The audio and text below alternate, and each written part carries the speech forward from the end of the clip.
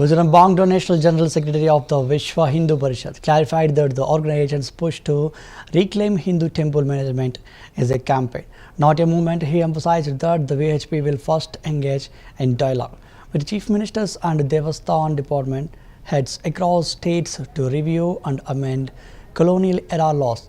governing temples.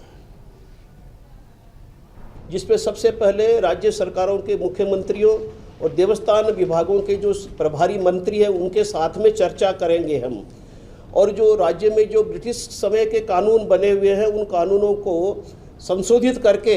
मंदिर समाज को देने की हम उनसे चर्चाएं करेंगे, मांग करेंगे।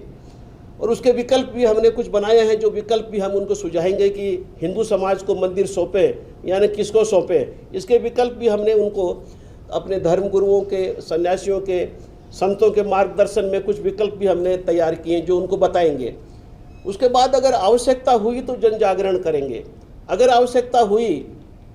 तो फिर हम जो है आंदोलन करेंगे, लेकिन वो सब आवश्यकता पर निर्भर करता है। अगर चर्चा के आधार पर, संविधान के आधार पर कि एक सेकुलर शासन में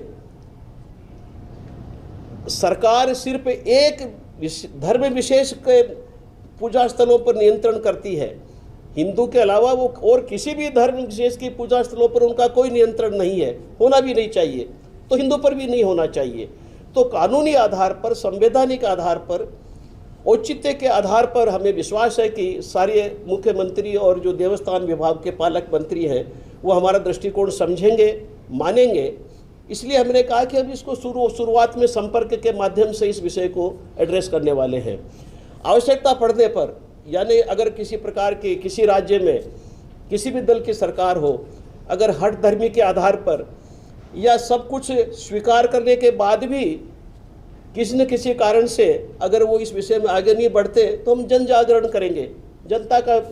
हिंदू समाज को जगाएंगे और फिर आंदोलन करेंगे। लेकिन वो